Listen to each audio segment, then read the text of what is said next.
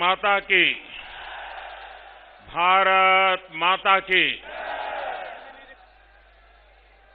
यहां अनेक जिलों से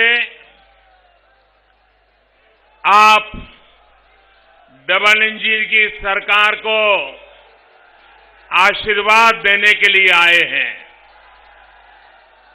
मेरी नजर जहां पहुंचती है उससे भी आगे मुझे लोग ही लोग नजर आ रहे हैं।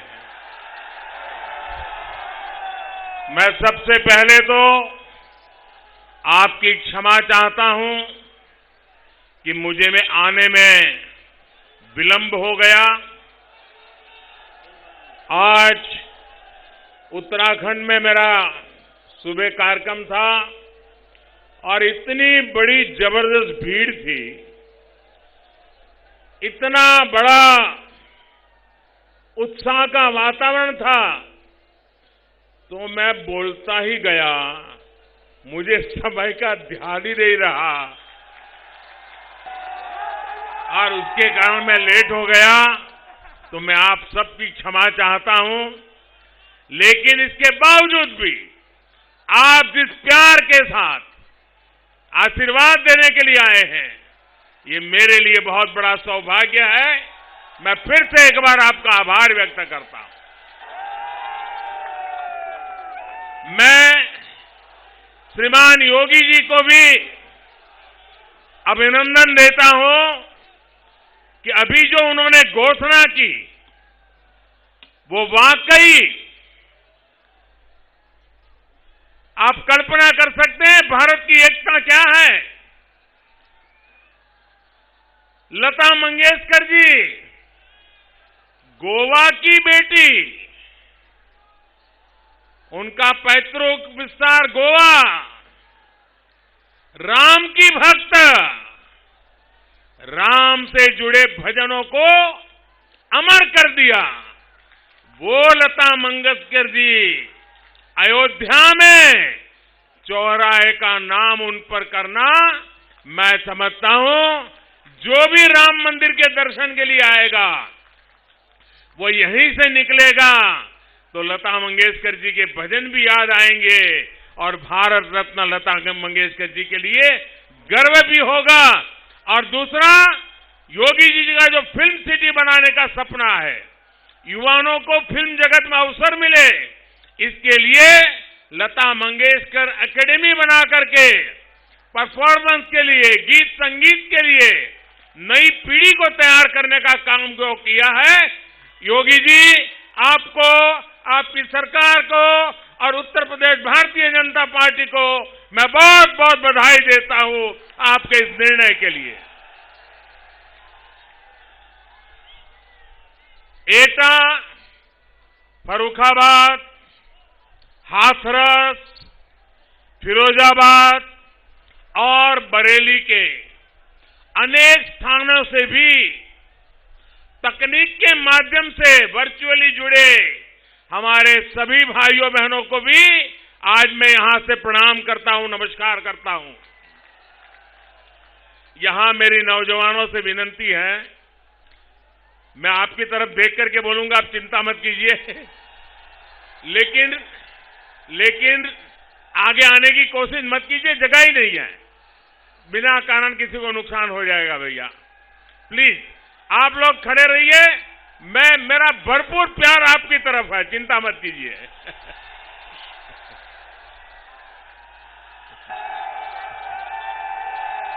बहुत बहुत इतना प्यार, इतने आशीर्वाद कासगंज के आप सभी भाइयों और बहनों का भी मैं आदरपूर्वक अभिनंदन करता हूं। मैं तुलसीदास जी को भी नमन करता हूं। साथियों, आज पंडित दीनदयाल उपाध्याय जी की पुण्यतिथि है। इसी उत्तर प्रदेश की धरती का रत्न आज हम उनका पुण्य स्मरण कर रहे हैं। पंडित जी ने पूरा जीवन अंत्योदय के लिए समर्पित किया। दीनहीन के जीवन को बेहतर बनाने का प्रयास किया। मैं उन्हें आदरपूर्वक श्रद्धांजलि अर्पित करता हूं। कासगंज का, और मुझे जब कासगंज आया हूं तो बाबूजी की याद आना बहुत स्वाभाविक है। कल्याण सिंह जी, मेरे जीवन में उनका बहुत बड़ा संपर्क संबंध रहा। मुझे कल्याण सिंह जी की उंगली पकड़ करके चलने का सौभाग्य मिला है। और जब कासगंज में आया हो तो बाबूजी के प्रति कासगंज का प्यार कितना रहा है वो आप भी जानते हैं, मैं भी जानता हूं। उनकी प्रेरणा से भाजपा निरंतर गरीबों की, दलितों की, पिछड़ों की, जनता जनार्दन की सेवा में दिन रात जुटी हुई है। साथियों, कल यूपी में पहले चरण का मतदान पूरा हुआ है। लोगों ने भारी संख्या में घरों से निकलकर यूपी को सुरक्षित रखने के लिए, यूपी के विकास के लिए भारी मात्रा में कमल को वोट दिया है। विशेष रूप से हमारी बहन बेटियों ने जमकर के मतदान किया है। भाइयों बहनों, जो रुझान आए हैं वो ये बता रहे हैं कि पहले चरण में भाजपा का परचम लहरा रहा है। और कल दोपहर के बाद उन नेताओं के जितने इंटरव्यू आए हैं उनका चेहरा ऐसा लटका हुआ है।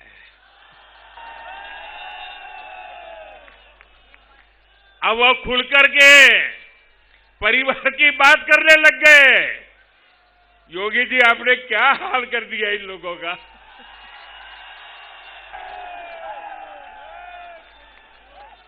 और आप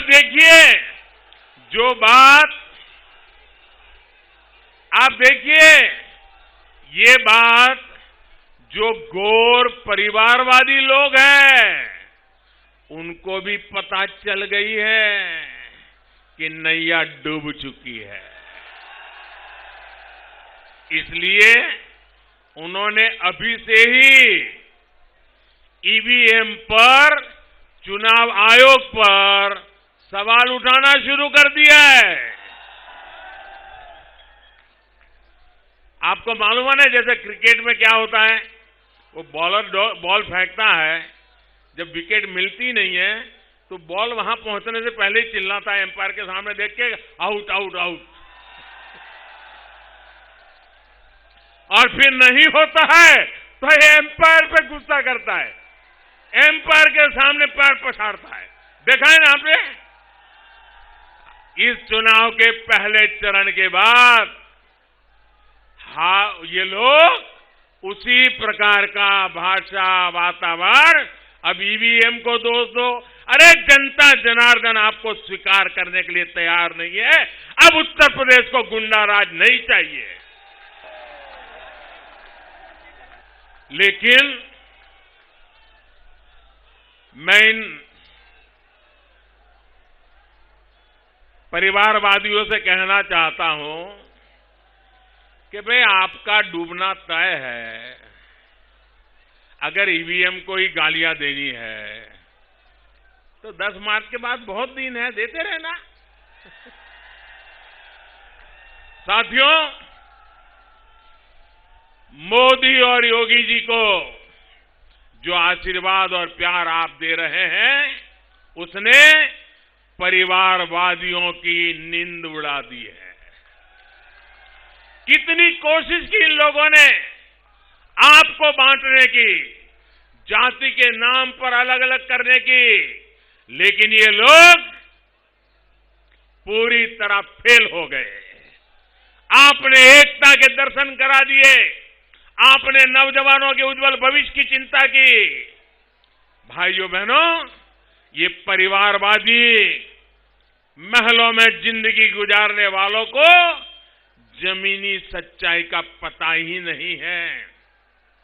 यूपी के लोगों के हित, यूपी के लोगों के लिए हम जानते हैं देश का हित सर्वोपरि है, यूपी का हित सर्वोपरि है, यूपी का विकास सर्वोपरि है। इसलिए वो कमल के निशान पर वोट कर रहे हैं, भारतीय जनता पार्टी को इतना भारी समर्थन दे रहे हैं। भाइयों और बहनों, आपने 5 साल तक डबल इंजन की सरकार का काम देखा है, आपने हमें परखा है। गरीब का विकास हो, गरीब को मूलभूत सुविधाएं मिले, इसे हमने सर्वोच्च प्राथमिकता दी है। लेकिन इन परिवारवादियों ने अपना घर, अपनी तिजोरी तो भरी, लेकिन कभी गरीब की चिंता नहीं की। गरीब का जीवन आसान बने, ये लोग न पहले चाहते थे और न आज चाहते हैं। ये अफवाह फैलाने वाली प्रवृत्ति वाले परिवारवादी पूरी कोशिश कर रहे थे कि कोरोना का मुफ्त टीका गरीब परिवार को न लगे, लेकिन गरीबों की सरकार ने गरीबों की जिंदगी को सुधारने के लिए, उनके जीवन में विश्वास पैदा करने के लिए पल पल गरीबों की चिंता करने वाली इस डबल इंजन की सरकार ने उनके इस इरादों को सफल नहीं होने दिया। ये लोग गरीबों के अस्पतालों के नाम पर, स्वास्थ्य सेवा के नाम पर घोटाले करते थे। ये लंबा इतिहास आप जानते हैं। लेकिन योगी जी की सरकार ने अस्पताल और मेडिकल कॉलेज का जाल बिछा दिया है। मेरा सौभाग्य था, एक साथ 9 मेडिकल कॉलेज का उद्घाटन करने का मुझे मौका मिला था। यह हिंदुस्तान में कभी नहीं हुआ है जो योगी जी की सरकार में हो रहा है।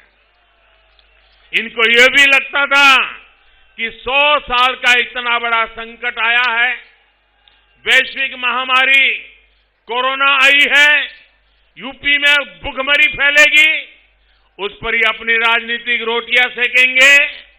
लेकिन इन लोगों को एहसास ही नहीं था कि मोदी योगी ने इनके राशन माफिया, मालूम है ना राशन माफिया, ये राशन माफिया को किनारे लगा दिया है।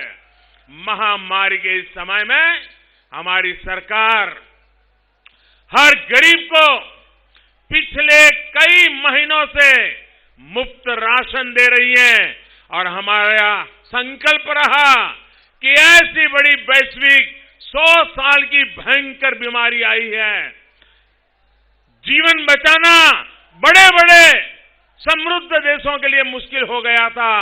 हमने जीवन भी बचाने के लिए जी जान से मेहनत की और हमने कोशिश की कि गरीब के घर का चूल्हा जलता रहना चाहिए।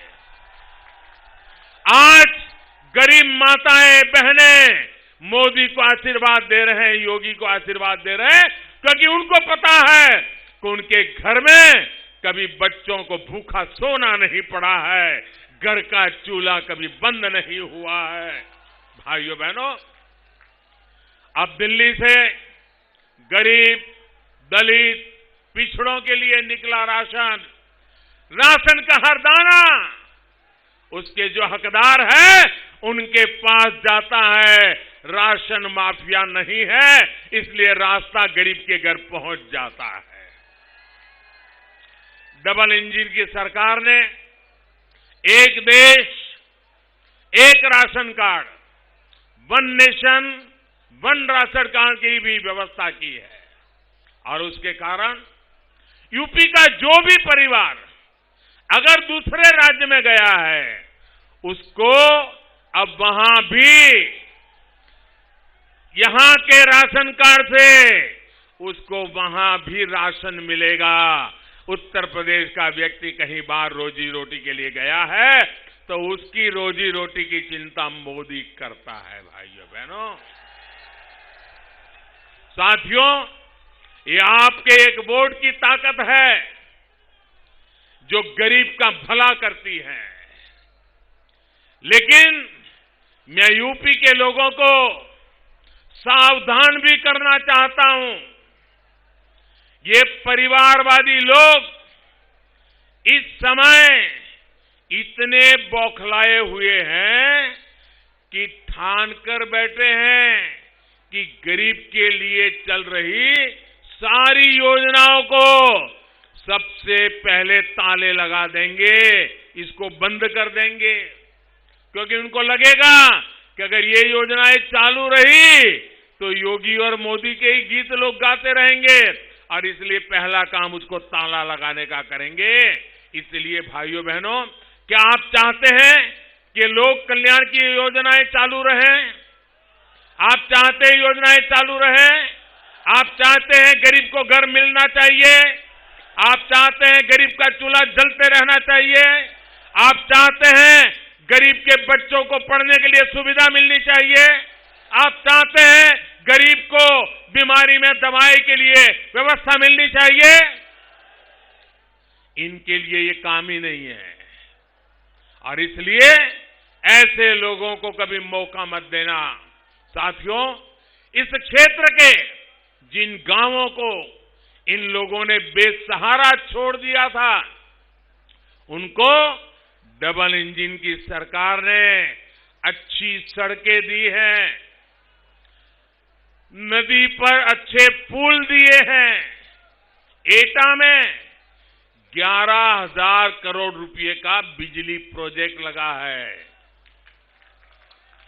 गन्ना, आलू, अमरूद, आम, केला जैसी अनेक फसलें उगाने वाला छोटे किसान फूड प्रोसेसिंग क्षेत्र में हमारे ईमानदार प्रयासों में एक नई आशा का अनुभव कर रहा है, नया विश्वास पैदा हो रहा है।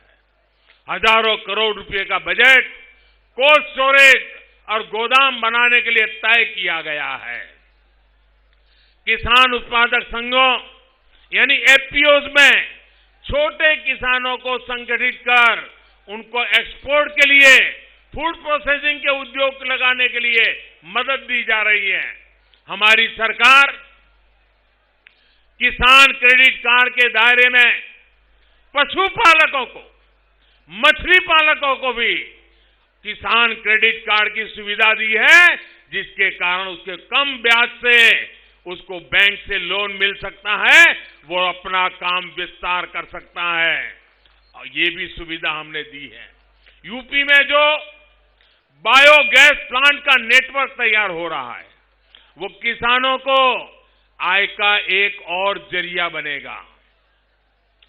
भाइयों और बहनों, आपने 2017 में जिनको सबक सिखाया, उनको अचानक, पहले तो उनको लगता था जो खेल खेलते हैं खेलते रहेंगे, लेकिन अब उनको लगा है कि विकास की बात किए बिना कोई चारा नहीं है, इसलिए अब उनको विकास भी याद आने लगा है।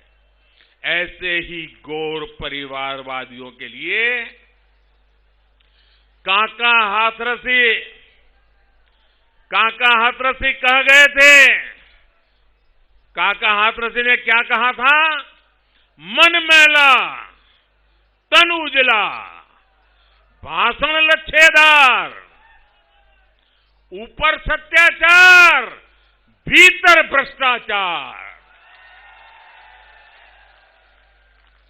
विकास करने के लिए दिन रात मेहनत करनी पड़ती है, खुद को खपाना पड़ता है। ऐसा नहीं होता कि 4 साढ़े 4 साल दुनिया भर में घूमते रहो, फिरते रहो, मौज मस्ती करते रहो, गायब हो जाओ, जनता के सुख दुख से कोई लेना देना नहीं और चुनाव के 6 महीने पहले आकर के टपक जाओ और लोगों को भड़काने के लिए कोशिश करो लेकिन देश समझ चुका है पहले का जमाना नहीं रहा है। भाइयों बहनों, जिनका जनता से सरोकार ही नहीं हो, जिसके मन में जनता की सेवा की भावना नहीं हो, जो सिर्फ और सिर्फ अपने परिवार से बाहर देख ही नहीं सकते हो, वो यूपी का विकास कैसे करेगा? और ये बात उनको पूछनी चाहिए। आज किस यूपी वाले को गर्व नहीं होगा कि उनके मुख्यमंत्री पर कोई भी उत्तर प्रदेश का नागरिक इस बात का गर्व करेगा कि पिछले कई दशकों से चारों तरफ जब भ्रष्टाचार की बू आ रही है, सरकारों के ऊपर आरोप लगते रहे हैं, मुख्यमंत्रियों पर आरोप लगते रहे हैं, लेकिन आपके पास एक ऐसा मुख्यमंत्री है, विरोधियों ने भी कभी भ्रष्टाचार का आरोप लगाने की हिम्मत नहीं की है। यहां पहले जो मुख्यमंत्री रहे हैं, उन पर कैसे कैसे आरोप है, ये यूपी के लोग अच्छी तरह जानते हैं। साथियों, जहां डर होता है, जहां अपराध होता है, जहां माफिया राज होता है, फिरौती, छीना झपटी होती है, वहां विकास संभव नहीं होता है। और कानून व्यवस्था स्थापित करना एक छोटी मोटी बात नहीं है दोस्तों। मैं लंबे अरसे तक मुख्यमंत्री रह करके आया हूं। कानून व्यवस्था के लिए कितनी मेहनत पड़ती है, सारे तंत्र को कितना सजग रहना पड़ता है, मैंने उस दुनिया से समय निकाल करके मैं आया हूं। भाइयों बहनों, मैं आज आपको कहना चाहता हूं, मान लीजिए आपके पास बंगलो है, घर है, गाड़ी है, खेत है, खलिहान है, सब कुछ है, पांचों उंगली घी में है, कोई दुख नहीं है, लेकिन अगर माफियाओं की चलती है, गुंडाओं की चलती है, और जवान बेटा सुबह घर से गया है उत्साह के साथ और शाम को उसकी लाश घर पे लौट आए, कोई उसकी हत्या कर दे, तो उस घर का क्या उपयोग है, उस बंगले का क्या उपयोग है, उस व्यापार का, गाड़ी का, खेत खलिहान का कोई उपयोग है क्या? कोई उपयोग है क्या? जान प्यारी है कि नहीं है? तो गुंडागर्दी जानी चाहिए कि नहीं जानी चाहिए? माफिया शाही बंद होनी चाहिए कि नहीं होनी चाहिए? ये काम योगी जी ने किया है भाइयों। आप सोचिए, आपके पास पैसे हैं, बच्चे को अच्छे स्कूल भेज रहे हैं, लेकिन चूंकि बच्चा अच्छे स्कूल में पढ़ता है, इसलिए फिरौती लेने वाला बच्चे को उठा करके ले जाए और फिर टेलीफोन करके पैसे मांगे। माँ बाप भी सोचे कि अगर पैसे नहीं देगा और बच्चे को कहीं मार देगा तो, इसलिए पुलिस से मैं भी कंप्लेन न करे। भाइयों बहनों, क्या बच्चों की सलामती होनी चाहिए कि नहीं होनी चाहिए? ये गुंडागिर्दी बंद होनी चाहिए कि नहीं होनी चाहिए? अगर ये काम योगी जी ने किया है तो अच्छा किया है कि नहीं किया है? ये होना चाहिए था कि नहीं होना चाहिए था? ये उत्तर प्रदेश की सेवा है कि नहीं है? ये आपकी सेवा है कि नहीं है? ये आपकी सुरक्षा है कि नहीं है? भाइयों बहनों, सुरक्षा जीवन में बहुत जरूरी होती है। भाइयों बहनों, हमारी बेटियां स्कूल कॉलेज आते जाते समय नजर नीची कह रहे हैं, हर कदम पर घबराहट हो, चुपचाप भागने की कोशिश करती हो।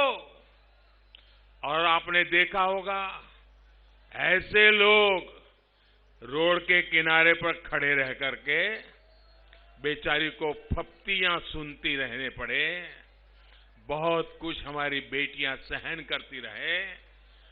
उनके मन की बेबसी, उनका आक्रोश भाइयों बहनों, आप कल्पना सकते हैं हमारे घर में जवान बहन बेटियों के साथ ऐसा हो, वो बेटी बेचारी मुरझा जाएगी कि नहीं मुरझा जाएगी? उन बेटियों को सम्मान मिलना चाहिए कि नहीं मिलना चाहिए? उन बेटियों की रक्षा होनी चाहिए कि नहीं होनी चाहिए? कोई दुकानदार दिन रात मेहनत करके अपनी दुकान का काम फैलाए, छोटी सी दुकान बेचारा कर्ज लेकर के आया हो, मेहनत करता हो, कमाना शुरू करे, और कोई दबांग आकर के कह दे, देखो हर दिन शाम को 50 रुपया मुझे पहुंचाना पड़ेगा, ये छोटा दुकानदार बेचारा कैसे घर चलाएगा, कैसे जो कर्ज लिया है चुकता करेगा? ये रंगदारी वाले लोग मुनाफे में से हिस्से ही ले जाए, अगर मुनाफे में से हिस्सा नहीं मिलता है तो पूंजी में से भी हिस्सा उठा के ले जाए, और अगर वो न दे पाए तो एक दिन आकर के दुकान को ही उठा के ले जाए। ऐसे लोग जब बैठे हैं तब साफ पर भी प्रगति नहीं होती है। उसको रोकने का काम हमारे योगी जी ने किया है। भाइयों बहनों, सूरज ढलने के बाद आप घर के से निकलने से घबराएं, बहुत जरूरी होने पर ही बाहर जाएं, अपने काम टालें। ये स्थिति ठीक नहीं है। अगर ट्रेन रात को किसी स्टेशन पर पहुंचे और लोग सुबह तक इंतजार करें, प्लेटफॉर्म पर बैठे रहें ताकि सलामत घर पहुंच सके, ये स्थिति उत्तर प्रदेश ने देखी थी। उत्तर प्रदेश को उससे बाहर लाने का काम योगी जी की सरकार ने किया है। भाइयों, यूपी में 5 साल पहले जो इन गौर परिवारवादियों, माफियावादियों ने जो माहौल बना दिया था, उसके खिलाफ योगी जी ने बहुत बड़ी लड़ाई लड़ी है। भाइयों बहनों, जीवन में सुरक्षा ये छोटी चीज नहीं है। जहां हालत बिगड़े हुए हैं वहां दशक निकल जाते हैं, कानून राज स्थापित नहीं होता है, बहुत मेहनत पड़ती है। योगी जी ने ऐसी कठिन स्थिति में से उत्तर प्रदेश को बाहर ला करके 5 साल के भीतर भीतर कानून का राज प्रस्थापित करने में सफलता पाई है। बहुत बड़ा बदलाव लाए हैं और आगे भी इसको और पक्का करेंगे, ये मुझे पूरा विश्वास है। भाइयों, योगी जी ने यूपी में सुरक्षा का जो माहौल दिया है, उसने समृद्धि का नया द्वार खोल दिया है। समाज का हर वर्ग मेहनत करे, उन्नति करे, इसके लिए जो माहौल जरूरी है वो माहौल योगी जी की सरकार ने दिया है। कासगंज, एटा, फर्रुखाबाद, हाथरस, फिरोजाबाद, कन्नौज सहित इस पूरे क्षेत्र के लिए भी ये सबसे बड़ा संकट था। इन क्षेत्रों के छोटे, लघु, कुटीर उद्योग, हमारे व्यापारी उद्यमी साथी भी इन अपराधियों के कारण, माफियाओं के कारण परेशान रहते थे। इसलिए योगी जी की सरकार ने कानून के राज को सबसे बड़ी प्राथमिकता बनाया और उन्होंने करके दिखाया है। गुंडे माफिया को उन्होंने खोज खोज करके जेल भेजा, उन पर कार्रवाई की। कभी कभी लोग पूछते हैं कि योगी जी जुल्म कर रहे हैं, योगी जी जुल्म कर रहे हैं। आप मुझे बताइए भैया, क्या ये माफियाओं को जेल में भेजना चाहिए कि महल में भेजना चाहिए? ये गुंडों को जेल भेजना चाहिए कि महल में भेजना चाहिए? योगी जी ने सही किया कि नहीं किया? सही किया कि नहीं किया? यही करना चाहिए ना, तभी तो सज्जन व्यक्ति जिंदगी जी सकता है। भाई, ईमानदार आदमी जो मेहनत करता है वो तभी जी सकता है। बरेली के लोग भी आज हमारे साथ जुड़े हुए हैं, वर्चुअली वो भी हमारे साथ बात कर रहे हैं। बरेली को तो कैसे बार बार दंगों की आग में झोंका गया, ये भी हमने देखा है। भाइयों, पहले ये हालत थी कि लोग अपने पर्व त्योहार तक शांति से नहीं मना सकते थे। दबंग, दंगा और माफिया राज को अब हमें यूपी से हमेशा के लिए बाहर कर देना है। पूरी तरह आप लोग इस बात का भी ध्यान रखिए कि इस बार भी इन गौर परिवारवादियों ने ऐसे अपराधी चुनाव के मैदान में उतारे हैं जो आप लोगों से खार खाए बैठे हैं। ऐसे लोगों को वो नेता बना रहे हैं, माफियाओं को, गुंडागिर्दी करने वालों को, ऐसे लोगों को वो नेता बनाने के लिए निकले हैं। इन अपराधियों और गुंडों को हराने के लिए आपको एकजुट होकर भाजपा उम्मीदवारों के पक्ष में मतदान करो, ये मैं प्रार्थना करने आया हूं भाइयों बहन। ये बदले के मौके की तलाश में है, इनको कभी बदला लेने का मौका मत देना भाइयों। मैं इस क्षेत्र के नौजवानों से जो पहली बार वोट डालने जा रहे हैं, युवाओं से खास तौर पर कहूंगा कि यूपी के बेहतर भविष्य से आपका भी भविष्य जुड़ा हुआ है, बहुत महत्वपूर्ण है भाइयों। आपके पहले लोगों को गांव घर छोड़ के जाना पड़ा, शहरों में जाकर झुग्गी झोपड़ी में जीना पड़ा। अब मैं उत्तर प्रदेश से किसी को जाना पड़े ये स्थिति नहीं चाहता हूं। उत्तर प्रदेश ऐसा बनाना है, देश भर के लोगों को उत्तर प्रदेश आने का मन कर जाए, ऐसा उत्तर प्रदेश बना रहा है। भाजपा को दिया आपका एक एक वोट यूपी की तस्वीर बदल देगा। भाइयों और बहनों, खेती और छोटे उद्योग आत्मनिर्भर भारत की सबसे बड़ी ताकत है। कोरोना के इस संकट काल में डबल इंजन की सरकार ने खेती और छोटे उद्योगों के लिए ईमानदार प्रयास किए हैं। हमने नई नई योजनाएं लाए, कोशिश की है। दुनिया भर में हाहाकार मचाने की वजह से भाइयों बहनों, खाद की ये जो कोरोना के कारण जो सप्लाई चेन सब खत्म हो गई, डिस्टर्ब हो गई, इसके कारण खाद की, कीटनाशकों की सप्लाई भी बहुत प्रभावित हुई।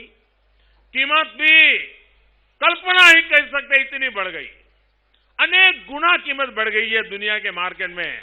लेकिन ये संवेदनशील सरकार है, छोटे किसानों पर बोझ ना है, इसकी चिंता करने वाली सरकार है। इसलिए पूरी दुनिया में इतना बड़ा दाम बढ़ गया, हमको महंगी कीमत से बाहर से चीजें लानी पड़ी।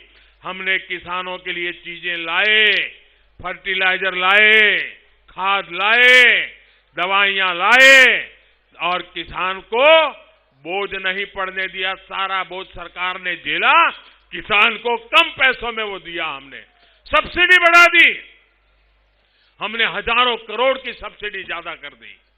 इस बजट में भी 1 लाख करोड़ रुपया, मेरे छोटे किसान भाइयों बहनों सुनिए, 1 लाख करोड़ रुपए से ज्यादा खाद सब्सिडी के लिए हमने रखा है, ताकि अगर आगे कोई आफत आ जाए तो भी मेरे किसान को कोई मुसीबत ना आ जाए।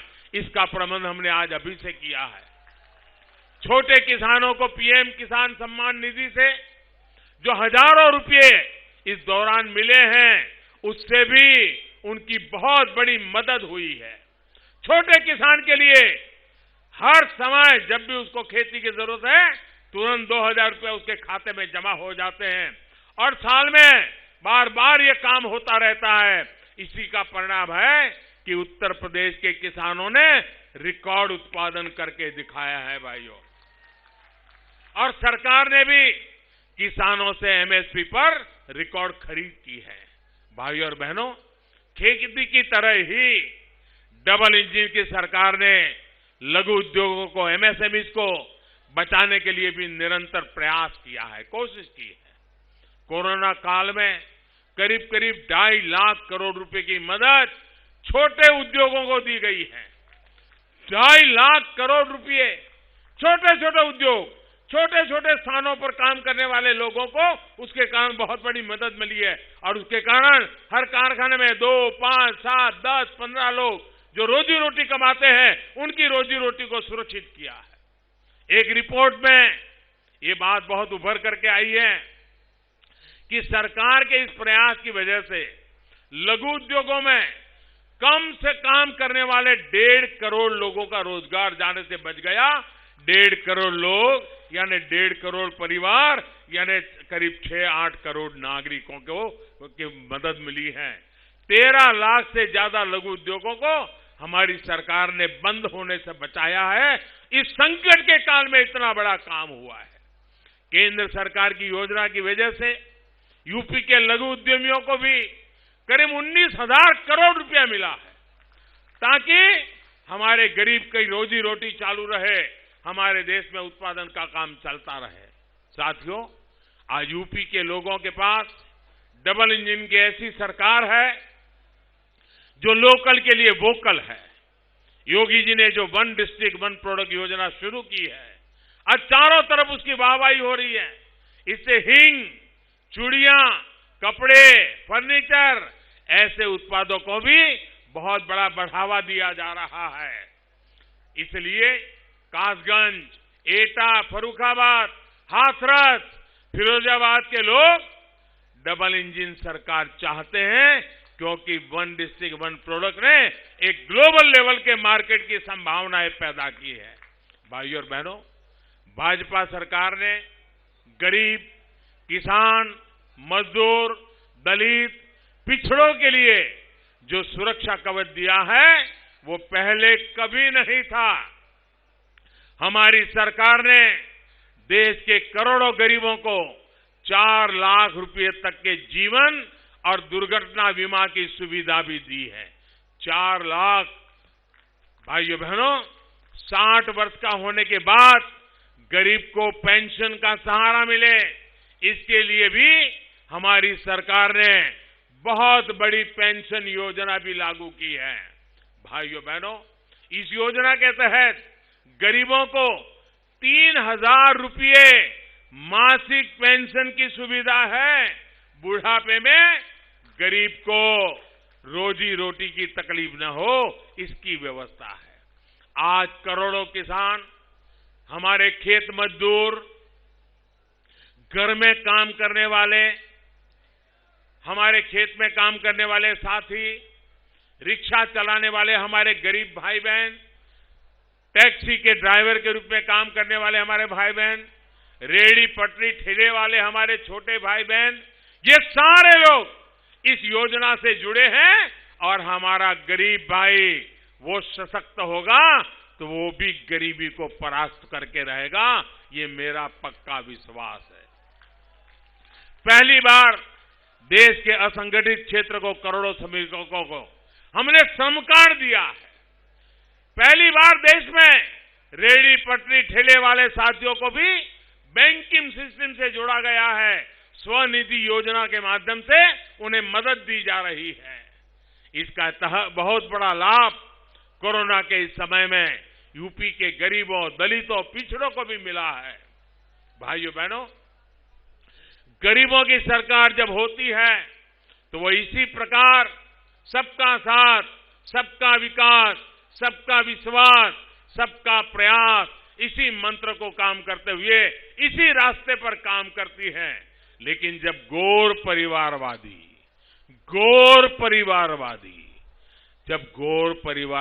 सरकार में रहते हैं तो वो अपने परिवार से बाहर सोचते भी नहीं है, उनको कोई लेना देना ही नहीं होता। जब गौर परिवारवादी सत्ता में थे तो सड़क वही बनती थी जहां एक परिवार के लोगों का हित होता था, बिजली वहीं आती थी जहां एक परिवार के लोगों का चुनावी हित सधता था, नौकरियां उनको ही मिलती थी जो गौर परिवारवादियों के गुणगान करते थे। लेकिन योगी जी सरकार के लिए पूरा उत्तर प्रदेश अपना परिवार है, पूरा उत्तर प्रदेश। इसलिए बीते 5 साल में जो काम हुआ, जो विकास हुआ, पूरे यूपी में समान भाव से हुआ, सामाजिक न्याय की प्रतिबद्धता से हुआ। भाइयों और बहनों, गौर परिवारवादी देश के संविधान के लिए, देश के लोकतंत्र के लिए सबसे बड़ा खतरा है, सबसे बड़ा संकट है। देश को संविधान देने वाले बाबा साहब आंबेडकर जी भी अगर वो चाहते, उनका तो कद भी बहुत ऊंचा था, नाम भी बड़ा था और समाज में उनके प्रति भक्ति भाव भी अद्भुत था। वे अगर चाहते तो वे भी अपने परिवार की एक पार्टी बना सकते थे और अपना राजनीतिक खेल खेल सकते थे, लेकिन बाबा साहब आम्बेडकर ने अपने परिवार का नहीं, हमारे देश के कोटि कोटि दलित, पीड़ित, शोषित, वंचितों को ही अपना परिवार माना और उनके लिए पूरा जीवन समर्पित कर दिया। वो जानते थे कि जब कोई पार्टी किसी परिवार के हाथों बंधक बन जाती है तो सबसे ज्यादा नुकसान युवाओं का होता है, देश के टैलेंट का होता है। यूपी के लोगों ने तो देखा है कि कैसे पार्टी पर, उसके साधनों संसाधनों पर कब्जा करने के लिए क्या क्या किया गया। परिवारवादी कभी नहीं चाहते कि ज्यादा प्रतिभाशाली लोग खड़े हो और उन्हीं के लिए चुनौती बन जाए। और इसलिए भाइयों बहनों, इस चुनाव में आपको तय करना है कि परिवारवादी चाहिए कि प्रतिभाशील चाहिए। हमें परिवारवादी नहीं, हमें प्रतिभाशील लोगों को आना है और हमारे देश में हर घर में प्रतिभाशाली लोगों की कमी नहीं है। जब ये लोग अपनी पार्टी में युवाओं को आगे नहीं आने देते तो फिर अन्य क्षेत्रों में युवाओं को कैसे आगे बढ़ा पाएंगे। इसलिए मैं कहता हूं, परिवारवादी लोग हमारे युवाओं के उज्जवल भविष्य के सबसे बड़े दुश्मन हैं। गौर परिवारवाद की जो ये मानसिकता आजादी के बाद देश और उत्तर प्रदेश में पनपी, उसने यूपी के युवाओं की ताकत को रोक दिया, बढ़ने नहीं दिया, अरे बर्बाद कर दिया। इसलिए यूपी का विकास सीमित रहा, विकास धीमा रहा। भाजपा सरकार युवाओं की इसी ताकत को आज देश की ताकत बना रहा है। साथियों, विकास का ये सिलसिला है, विकास के इस सिलसिले को हमें मजबूत बनाना है, मजबूत करना है। यूपी को दंगों और दबंगों से हमें दूर रखना है। दंगे भी नहीं चाहिए, दबंग भी नहीं चाहिए। इसके लिए कमल के फूल पर भारी संख्या में मतदान करना भी आपको तो करना है, मतदान करवाना भी है। हर बूथ की जिम्मेदारी लेनी है और इसलिए भाइयों बहनों, आप भारी संख्या में मतदान करवाएंगे। और मैं आज जो प्रथम चरण में अद्भुत भाजपा को समर्थन दिया है, उन सभी मतदाताओं का भी अभिनंदन करते हुए आपको यही कहूंगा, पहले मतदान फिर जलपान। ये उत्साह बना रहे, इसी विश्वास के साथ मेरे साथ दोनों हाथ ऊपर करके पूरी ताकत से बोलिए, भारत माता की, भारत माता की, भारत माता की। बहुत बहुत धन्यवाद।